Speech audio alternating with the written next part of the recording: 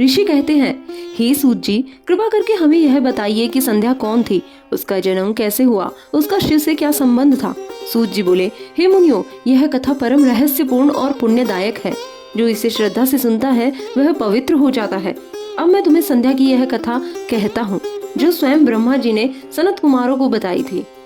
कल्प के प्रारंभ में जब सृष्टि का कार्य ब्रह्मा जी ने आरंभ किया, तब उन्होंने सर्वप्रथम अपने तपोबल से एक दिव्य कन्या की रचना की। वह कन्या अद्भुत सौंदर्य से युक्त थी। उसकी आभा प्रातःकालीन सूर्य के समान थी। वह स्वयं ब्रह्मा के तेज से उत्पन्न हुई थी। ब्रह्मा जी ने उसका नाम रखा संध्या, क्योंकि वह तीनों संधियों अर्थात प्रातः, मध्याह्न, साय की अधिष्ठात्री शक्ति थी। संध्या अत्यंत ज्ञानवती, तेजस्विनी और ब्रह्म विद्या की जानकार थी। परंतु जब उसने स्वयं को देखा तो उसे मोह हुआ। उसके मन में विकार उत्पन्न हुए। वह लज्जित हुई और दुखी होकर वन में चली गई। वहाँ उसने भगवान शंकर की उपासना करनी आरंभ की। वह कठोर तप करने लगी। वायु सेवन से ही जीवित रही। ध्यान में लीन वह केवल शिव का ध्यान करती रही। कई युग बीत गए।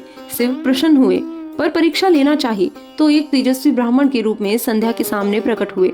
उन्होंने कहा, हे कन्या, तुम किस लिए यह कठोर तप कर रही हो? क्या चाहती हो? संध्या बोली, मैं शिव को ही अपना आराध्य मानती हूँ। उन्हीं की कृपा से मैं इस जन्म के दोषों से मुक्त होना चाहती हूँ। मुझे मोक्ष चाहिए। शिव मुस्कुराए और बोले, हे कन्या, मैं प्रसन्न हूँ। तुम्हारा तप सफल हुआ। और शिव ने उन्हें तीनों लोकों की संधि अधिष्ठात्री देवी के रूप में प्रतिष्ठित किया। कहा, तुम प्रातः, मध्याह्न और साय तीनों समयों में पूजित होगी। तुम्हारा नाम संध्या रहेगा और तुम तप, यज्ञ, ब्रह्मचर्य और वेद विद्या के प्रेरणा स्रोत बनोगी।